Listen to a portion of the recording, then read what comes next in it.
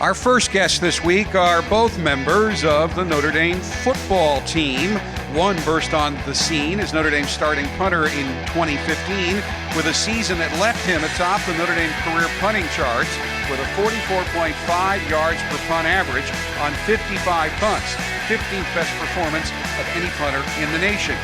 He had another outstanding season this year, averaging 43.5 yards per punt on 54 punts, 16 of which he put inside the 20-yard line.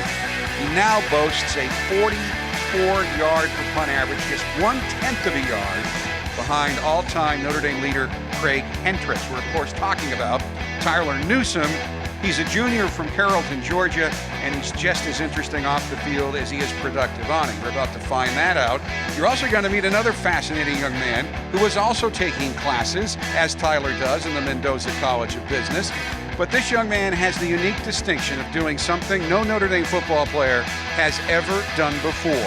At Echo 16 on Friday night, Notre Dame's annual end-of-season salute to its graduating players, junior wide receiver Austin Webster was named one of 6 captains on the 2017 squad, actually 7 including Deshaun Kaiser. He is the first Notre Dame walk-on in Notre Dame history to be named a captain, and Austin is also here to talk about it on this week's Jack Swarbrick Show. Thanks for joining me, guys. With the length of that introduction, the segment's over. I'm sorry. Thanks for coming. We'll see you soon. Finals week, thank you very much, especially for coming during finals week. So what are your majors, and what do you got this week? Austin? I'm a finance major with a minor in entrepreneurship.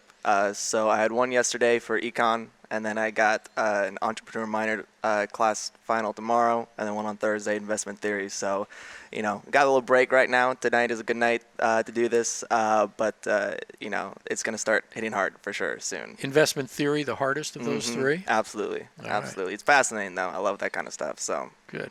Tyler? I'm a marketing major with a minor in sustainability. I have 4 finals and a 15-page paper. I've had 1 final so far in strategic management. That was this afternoon. I think that went pretty well. I have sports marketing with Professor Proct in the morning. He works over there in your office. He's awesome. Professor Proct. Boy, wait till I start using that title around the office. He might like that one. So that'll be good. Have that tomorrow, and then I'm going to turn in my paper, and then 2 on Thursday, and then heading out Friday morning. Wow. What do you have on Thursday? I have Native American history. It's one of my favorite classes. I really enjoy that one, learning. And then consumer behavior. It's one of my marketing classes. Wow. Well, thanks again for doing this, given with all that going on. I hope this provides at least a mental respite from. Right. It's a nice little break. Come in, talk a little bit from the grueling schedule you guys have. Let's start with Echoes. Jack and I talked about it in the opening ceremony. We've got to start with you, Austin. Pretty big night for you, right? yeah, absolutely. I was called into Coach Kelly's office a little earlier for that, and he told me that I was going to be named one of the captains, and so I had a little bit of a little time to kind of contemplate that and really think it through. But overall, the Echoes, just kind of the build-up was awesome. I think the night was great. I think it was hosted really well by Collinsworth, and they had some really funny segments, some good segments, and it was a good way to bring our seniors out. Like you said before, it wasn't necessarily the season that we wanted, but it was a good tribute to them because the foundation that they laid this past year and then the past years that they've been here is going to be felt in the future for sure. So when Coach Kelly says, hey, what do you think about being captain? What was your reaction? Well, initially it was definitely a surprise for sure. It was, when you come to, or when I came here, it's one of those dreams that you have, obviously, but one of those things that, you always strive for, but not necessarily realistic at times. So when he said that to me, it was definitely a dream come true and something that was surreal to say the least. But I'm just blessed and lucky to have a coach that believes in me, that thinks that and knows that he can trust in a guy like me and the 5 other guys that'll be captains. And it's a complete honor, and I'm excited for what's going to hold for the future. Well, we're excited to have you participating in that leadership group. Tyler, what were your impressions of the evening? What were the most memorable moments of it? I thought it was a pretty fun evening overall, just to send the seniors out on a positive note, just because, obviously our season wasn't indicative of the work and everything that all these guys put in. So it was just really nice to honor them and see kind of how guys thought of the seniors from when they got here to when they left, especially a senior that was close to me, Scott Daly. So it was really nice to see him win the special teams award, kind of the unsung hero for us. He's put in so much work over 5 years now since he got redshirted, and so that was nice. I think that was my favorite part, honestly, seeing him getting the special teams award. Yeah, what are you going to do, man? You haven't taken a snap from anybody else in your time here. I know it's going to be different. It's going to be an adjustment. But John Shannon, he came in last year in redshirt, and he'll be awesome. He's been working really hard, and I think he's going to have a bright future here. Yeah, I know he certainly came in highly regarded as a long snapper, and I have no doubt he can step right in and do it. So it's we've talked about it on this show a little bit already this year, but how do you turn the page on a season that didn't meet any of our expectations, right? For both of you guys, how are you approaching it? What do you do to get yourself ready, but what do you do to try and help the team turn the page? Tyler? I think for us right now, we're all in the weight room trying to get excited. Everybody's really been working hard. The atmosphere's been electric, and honestly, I think it starts there. Once guys really buy in and everybody's working hard in there, I think it starts there, and that'll translate into spring practice, which will translate into summer workouts, and then we're right back in fall camp. Yeah. For me, I view, if you look at game by game, probably you learn more from losses than wins. And so overall as a season, you can probably definitely regard it as an unsuccessful season in terms of wins. But I think we can learn a lot more from it because of that. And so just, learning from our mistakes, realizing where we need to get better, and just continuing to grind is definitely the keys that we need to continue to push for, especially for the young guys. The young guys, is that maybe this is their first time having a losing season here, but you got older guys that know what winning is like. And we need those guys to step up and to show the young guys, what the caliber needs to be set at in order to continue to push towards our goal, which is obviously going undefeated next year. Yeah. Tyler, you mentioned sort of a change in the atmosphere in the weight room. Why don't you go into a little more detail on that? The workout's just kind of been changing a little bit since the off season. I think everybody's got a big chip on their shoulder, knowing that something's got to change. And I think the coaches have done a great job implementing these new workout plans that we have. At least from my standpoint, my body's pretty sore doing that, and so it's good. I think, and guys are buying in, knowing that hey, we got to change. We got to, it's kind of like I made the analogy. It's like when you cage up a wild animal for a long time, it's going to be mad when you let it out. So I think right now we're just caged up and we're going to be let out at the Temple game. And I think that's going to be the way, at least I'm thinking about it. And I know other guys around me have been thinking about it. Once you let that thing out, it's going to bite you. So I think we're excited about that. Now you have a reputation as one of the more introspective guys on the team. You think about a lot of stuff going on with you. One of the things I know you do a lot is you're very goal-oriented, right? Yes, sir. You capture and write down a whole host of goals. Tell us a little bit about that process. It's something that I learned in one of my classes previously at Notre Dame, and with Professor Stevens. He's kind of one of those guys. He said, write things down, because when you look at them, you're not only holding yourself accountable, it's just you have to literally look at it every day. So if it's just a gross feeling going to bed knowing I wrote something down and didn't do it that day. And sometimes it'll keep me up until I do it. But I think it's just a self-accountability kind of thing, because if you see it, and maybe it's just the visualization aspect of it all, but I think that's the biggest thing for me, because you really have to hold yourself accountable, and I think that's pretty much it. Yeah. One of the things that, is a little different for you guys in the practice environment is you're on your own for most of it with the other specialists. You are making the defense as good as it can possibly be, including one spectacular catch you made right by me about 2 weeks left in the season. I don't know if you remember that play. When I mentioned it to Coach Kelly, he knew it immediately which catch it was. Yeah. Just a spectacular one. Thank you. I think Cole was the victim, if I remember that. So talk to both from very different perspectives. What's the practice dynamic like for you guys during a regular week? So for me, a majority of the time, I'll be obviously with the scout offensive team, working out with the defense. But I've been lucky enough also to get reps when we come together as a group, ones and ones and twos and twos. So for me, I'm kind of running around all of practice. And so for half the practice, I'll say when we get the time to, as a scout offensive team, to replicate the opposing team's offense and to go up against the defense. It's definitely difficult. I mean, when every week you got to come in and learn a completely new scheme, and potentially being in a complete position that you're not necessarily used to. It's definitely something that you have to adapt to quickly. But it's absolutely rewarding because you're working against the number 1 guys, number 2 guys every single rep, right? So to have that practice is invaluable for sure.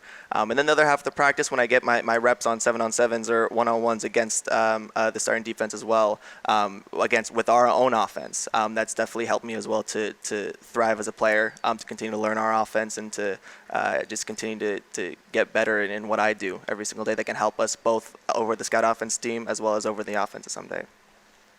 And your practices? Our practices, so last year there were 7 specialists, and I think our group is a bunch of warriors. It's kind of different because we are on field 3 and we're having to do our own thing. We're often having to move if the offense needs to use the grass field or something like that. So it's kind of, you have to adjust on the fly. It's just like a game. You got to be ready for any kind of situation, which I like. Our guys are always working. I'm trying to hold our guys to the standard of we're not the typical specialist around here. We're trying to be an atypical group where we often we're doing something all practice, and whether it's stretching or we're not just standing around. So I think our guys have really bought into that, and it's been awesome. Something Brinza showed me when he was here, was at Notre Dame, you are different because you're at Notre Dame, so you need to hold yourself to that standard of doing things, making things a little harder on yourself and not just following the route of what people usually do.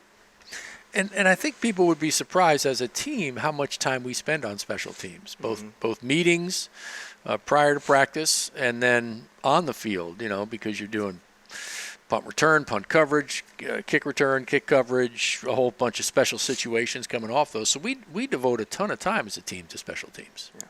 Yes, sir. I certainly agree, and I think it pays off when you have guys like C.J. Sanders that just work so hard, and Chris Fink, and even guys like Mark Harrell, 5th-year senior, coming in on our punt team. He was the shield for me a lot of this year till he started playing more on the O-line.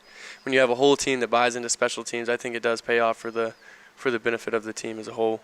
Yeah.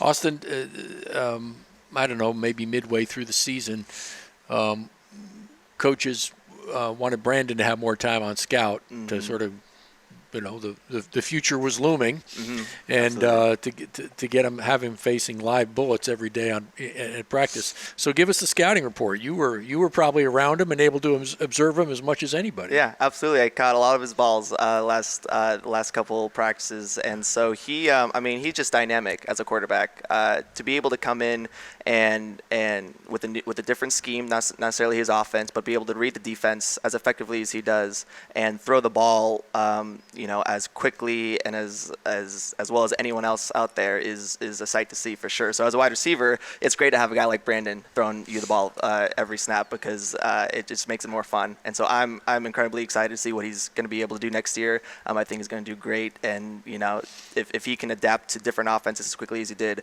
this past season, I have no doubt that he'll be able to take our offense with full force. Yeah. Do you have to adjust depending upon who's throwing to you? So in one case, it's a left-hander. But among the 3 guys, are there differences that somehow impact the way you prepare to catch? I would say slightly. Especially the big one is obviously lefty versus righty, depending on where you are in the field. So if Deshaun is throwing or Brandon is throwing and you're on the left side of the field, he's got to throw across his chest, so it's slightly longer throw. But because of the way that the practices are structured in the sense where guys get so many reps, we get used to those differences here and there to the point where when you go up, there might be little intricacies here and there that change slightly how you approach running a route or stuff like that. But overall, they're consistent enough to where and we do it so much that it's not too difficult over time to be able to adjust to them, which is I think a huge asset to any offense to be able to quickly transition if need be to any other quarterback. You guys are both great examples of what we aspire to here in terms of success on the field and being real contributors to our program and success in the classroom and what you do. When those 2 things aren't dominating your time, what do you like to do? I like to fish. You can't really do that this time of year. Kind of scared to go on ice. Never really done that. It's a good thing to be cautious about. We don't want to lose our punter. One of my buddies is a big ice fisherman. He's from Minnesota, so he told me we'll go. Bo Brower, Bo. Yep. He told me we'll go this winter, so I might do that for the first time. I like to lift weights when we're not doing it on our own. I just like the constant improvement of myself. I think it's really cool. I have a 1978 Camaro, but that's back home in Georgia. So I like to work on cars when I'm back home with my dad. We'll do that kind of stuff, just go in the garage and hang out. And I really like to listen to music, just unwind from the day. I understand you have quite a music collection. How many songs on your iPod? Right now, probably we're getting close to 2,000. And how do your musical tastes run? Anything. I was listening to Peter Frampton this morning, but right before I came in here, I was listening to Usher, so a wide variety. It's anywhere in between. You identify with Peter's hair, don't you? Right. I like it. I like his old. His hair back then, not Right, now. yes, sir. He's got about as much as I do. And you? Probably one of the biggest things is hanging out with non-student athletes in the dorms and stuff like that. I think that's a huge benefit to Notre Dame is the fact that we're so intertwined with just the regular student body, and just the type of people that are here are just so unique and so, just awesome to hang out with, and so I love hanging out with them.